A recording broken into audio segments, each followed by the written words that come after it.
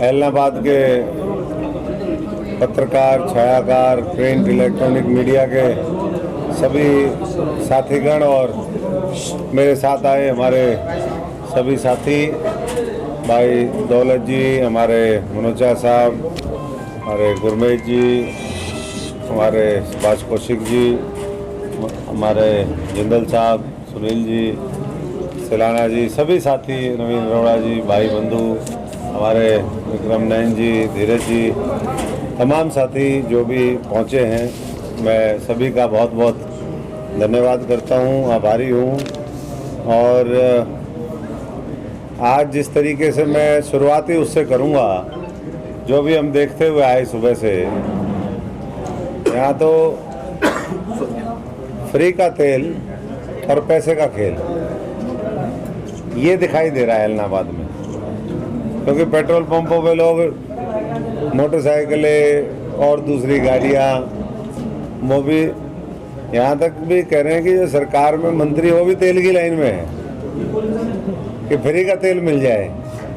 अरे भाई, तुम्हें तो सरकार से भी फ्री का चाहिए, इधर से भी फ्री का चाहिए। तो ये जो फ्री की प्रवृत्ति है, कहीं ना कहीं मैं समझता हूँ कि इसने देश को बहुत नुकसान किया है। और इसलिए ये जो फ्री का जो खेल चल रहा है, सरकार जो पैसे का खेल चला रही है, उसको इस चुनाव के माध्यम से एक करारा जवाब ऐलनाबाद की जनता देगी, ऐसा मुझे यकीन है।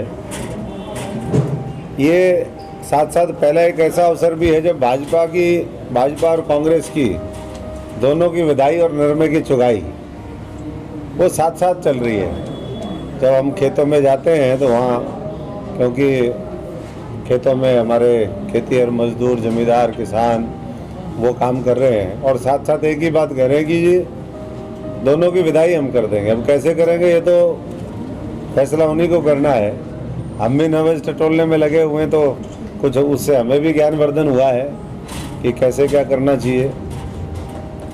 और भाजपा के नेता, दूसरी पार्टी तो खैर कहीं दिखाई नहीं दे रही है, उसका तो नाम लेना ठीक नहीं है। ये पहली बार होगा कि ऐलनाबाद से जो है, जो पार्टी जीती थी वो आज बैकफुट पे है, पीछे चली जाएगी। लेकिन भाजपा के नेता ऐसा लगता है जैसे पिकनिक मनाने आ रहे हैं यहाँ पर, और तो मुझे नहीं लगता कि कुछ वहाँ पर निकलने वाला है। जो लोग सिरसा को पसंद नहीं करते, लेकिन वो आज यहाँ पर बहुत से साथी पहुँचे भी हैं और मुझे लगता है कि जनता इस बात को समझ रही है कि अगर सरकार को कुछ करना होता तो 9-10 महीने उनके पास थे। जब यहाँ के जो विधायक थे उन्होंने रिजाइन किया, कई बार हमने देखा बाई इलेक्शन में अगर सरकार की गंभीरता होती है तो वो काम करके दिखाती है, लेकिन यहाँ जब हम जाते हैं तो कोई काम किसी तरीके से नहीं दिखते। सड़कों पे भी जो क्वालिटी होनी चाहिए वो भी सिर्फ करने के लिए औपचारिकता वो कर दी है। और इससे पता चलता है कि भ्रष्टाचार कितना हावी है इस सरकार के ऊपर और इस सरकार के अंदर। लोग यहाँ, मुझे नहीं पता कि कितने पहुँचे बड़े बड़े नेता, हालांकि स्टार प्रचारकों में भी कुछ ही आए हैं, कुछ आ जा रहे हैं। तो कहीं ना कहीं ये सरकार और भारतीय जनता पार्टी और उनके सहयोगी ये मान चुके हैं कि उनके प्रत्याशी को बहुत बड़ी शिकस्त मिलने वाली है। और इसीलिए यहाँ से 40-42 किलोमीटर दूर अधिकतर वहीं से प्रेस कॉन्फ्रेंस करते हैं और वहीं से चले जाते हैं। बहुत से स्टार प्रचारक आप देखोगे तो वो नदारद ही आज तक आई नहीं है। तो किस बात के स्टार प्रचारक थे भैया वो? ऐसा साथ में लग रहा है कि जैसे बराती जो है दूल्हे को घोड़ी पे बिठा करके भाग गए हो और बराती अकेला हो, और अकेला भी वो चल रहा है तो पुलिस संरक्षण में चल रहा है। मुझे नहीं लगता कि ऐसा कोई चुनाव होगा जहाँ पर इस तरीके से। मैं तो गाड़ी देखा है, उसे पूछो कौन है भाई, बोले फलाने का बेटा है, फलाने का ये है। कोई इलेक्टेड रिप्रेजेंटेटिव नहीं, कुछ नहीं, लेकिन उसके आगे एक बस पुलिस की और सीआरपीएफ की उनकी भरी हुई पैरामिलिट्री की, बीच में फिर गाड़ियों में पुलिस, फिर 2 बसें फिर पुलिस की। तो सरकार ने ये कितनी कंपनियां बुलवाई हैं। मुझे लगता है कि ऐसा लग रहा है कि कश्मीर में चुनाव हो रहा है। सरकार ने कश्मीर को कहते थे कि हम पता नहीं क्या बना देंगे, सड़क बना देंगे, लेकिन इलाहाबाद को ही कश्मीर बना दिया है। वहाँ भी ऐसे ही चुनाव हुआ करते हैं।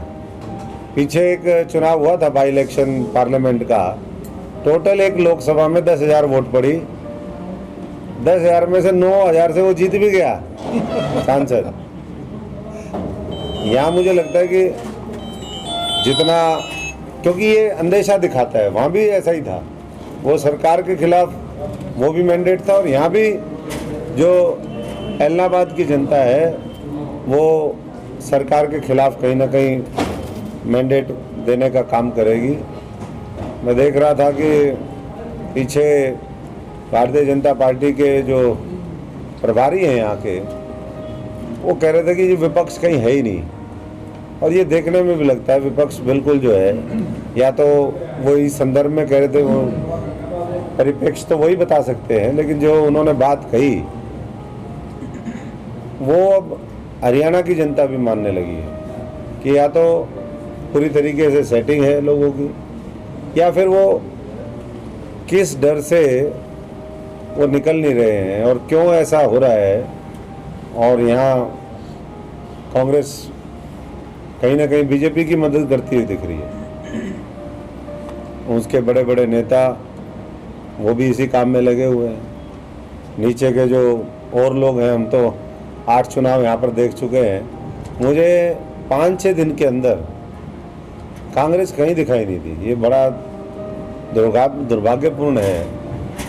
तो ऐसे में जो उनके प्रभारी विनोद तावड़े जी की बात है वो सिद्ध होती है कि विपक्ष कहीं है ही नहीं, खत्म है। तो ऐसे में नए विकल्प, नए संकल्प, उसकी आवश्यकता है, और मुझे लगता है कि इलाहाबाद के माध्यम से वो हरियाणा की जनता देखेगी और बड़ा मजबूत फैसला लेगी, ताकि जो किसान मजदूर, खेती और मजदूर की जो लड़ाई है, जो दिल्ली के बॉर्डर पर आज जिसको 11 महीने पूरे हो गए, आज किसानों ने पूरे देश में राष्ट्रपति महोदय के नाम वो ज्ञापन सौंपा है। हम उस लड़ाई में उन सभी साथियों के साथ भी हैं, और क्योंकि 11 महीने हो गए, इसलिए मेरी सभी साथियों से अपील है, बाकी तो और साथियों से भी हम वो कर रहे हैं कि ऐसी सरकार को जो निर्दयी है, क्रूर है, निरंकुश है, उसको इस इलाहाबाद के चुनाव के माध्यम से सबक सिखाने का काम करें। बाकी हम और लोगों से भी मिलेंगे और चर्चा करेंगे। हमारे बहुत से साथी और भी हैं, अपना भारत मोर्चा के जो साथी हैं, जो प्रदेश में इधर इलाके में जो मोर्चे को मजबूत करने में लगे हुए हैं, और सबसे बड़ी जो जनता ने हमें फीडबैक दिया है, उसके आधार पर मुझे लगता है कि 1-2 दिन में हम फैसला लें। बहुत बहुत धन्यवाद। डॉक्टर साहब, आज डिप्टी सीएम साहब भी दौरे पर हैं, उनके साधों का भी विरोध बहुत बड़े स्तर पर देखा गया है गाँव में, तो उनके निशाने पर उनके चाचा भी रहे। उन्होंने कहा है कि नीलो 2 तारीख के बाद 0 हो जाएगी, और ये चुनाव गोविंद का नहीं, ये चुनाव मेरा है। मेरे को तो पता नहीं, लेकिन मैंने ये सुना है कि अंकल अंकल कर रहे हैं कि अंकल को वोट दो। अब कौन से अंकल है तो पता नहीं, पर विरोध तो खैर चलो होगा ही होगा, लेकिन ऐसा लगता है कि कोई बहुत ज़्यादा इन चीज़ों का वो नहीं है असर। इलाहाबाद की जनता तय कर चुकी है, ये सिर्फ देख रहे हैं कि कौन आगे क्या बोलता है और क्या करता है। फैसला तो मोटा मोटा लोगों ने ले लिया। डॉक्टर साहब, गोपाल कांडा को हुड्डा साहब ने दोस्त बताया, तो क्या माने जाए? एक ही आदमी को बताया, पूरी बीजेपी दोस्त है भाई उनकी, मोदी से लेके खट्टर साहब और जितना नीचे का सारा सौदा है। दोस्ती तो निभा रहे हैं 7 साल से, और कर क्या रहे हैं। इसी दोस्ती ने तो कांग्रेस को खत्म कर दिया। तंवर साहब, आपने भी कोई निर्णय लिया है? मैंने या इशारों में ही बात करोगे? नहीं, मैं इशारों को अगर समझो राज को राज रहने दो। नहीं, अगर खुल के, मतलब आप खुल के कुछ किसी का समर्थन करना चाहेंगे या यूं ही चलेगी 30 तक? देखो, हमने कहा था कि हम सबसे सलाह मशवरा करेंगे और चुनाव से पहले फैसला ले लेंगे।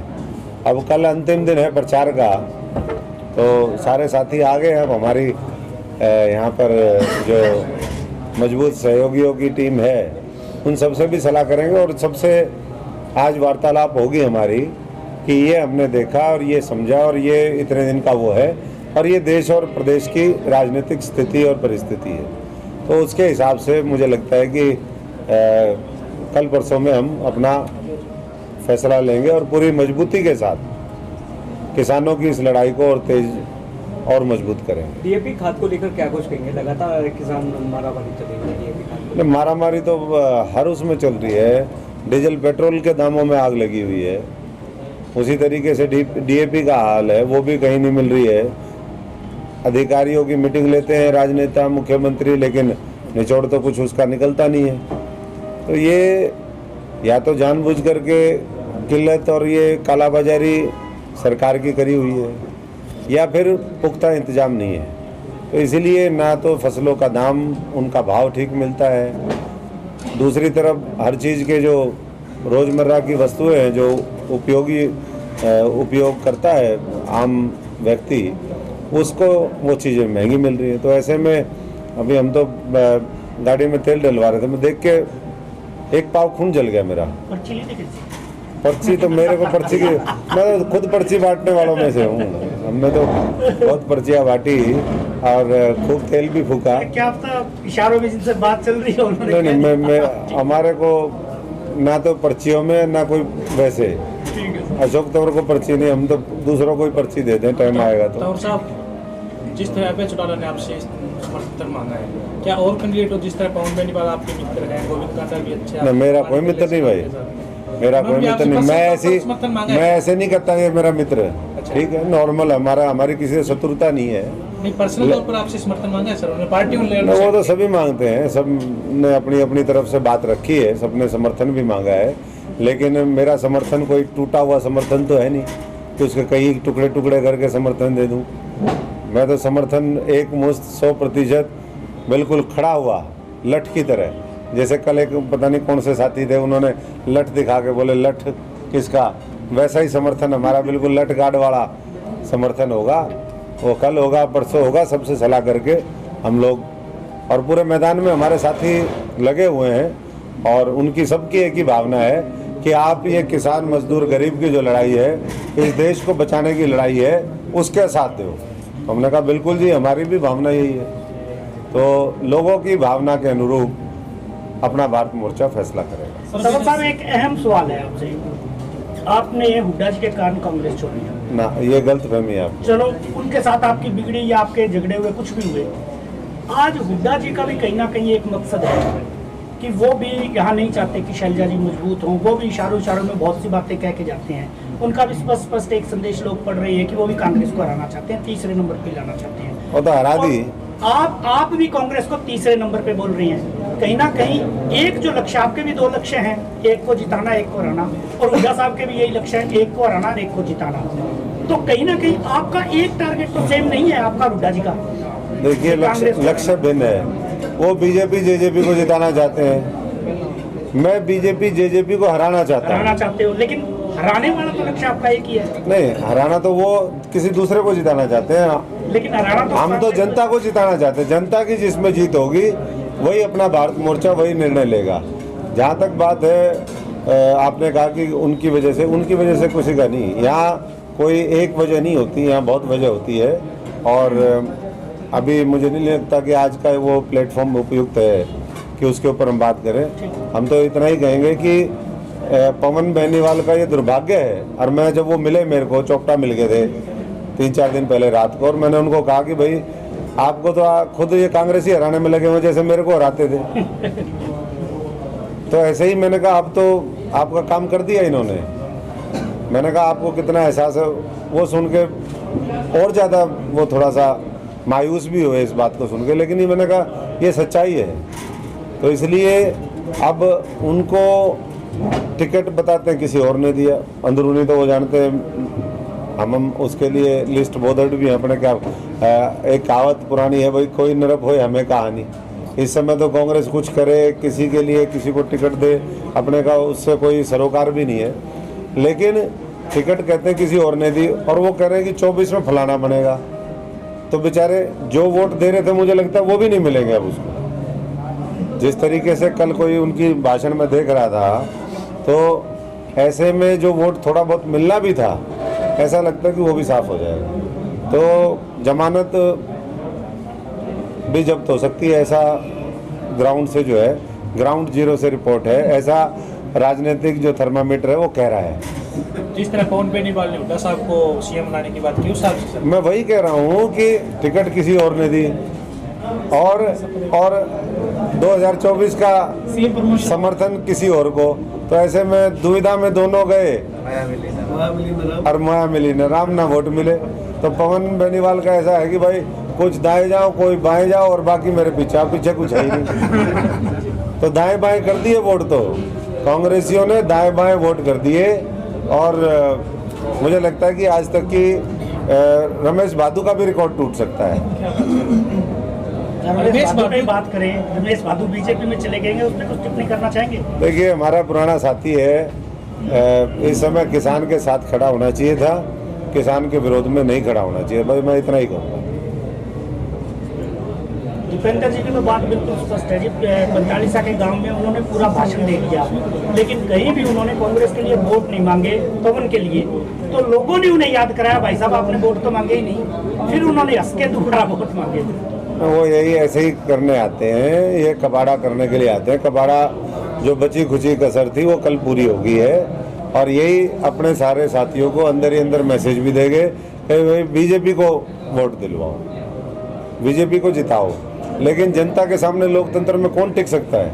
अगर इलाहाबाद की जनता ने फैसला कर लिया कि बीजेपी हरानी है, जेजेपी हरानी है, तो मुझे लगता है कि बड़े मार्जिन के साथ जो है वो उनको हराने का काम करेगी। चाहे आज मोदी आ जाए, पहले भी आए थे वो, तो पिछले इलेक्शन में भी आए थे बहुत से लोग।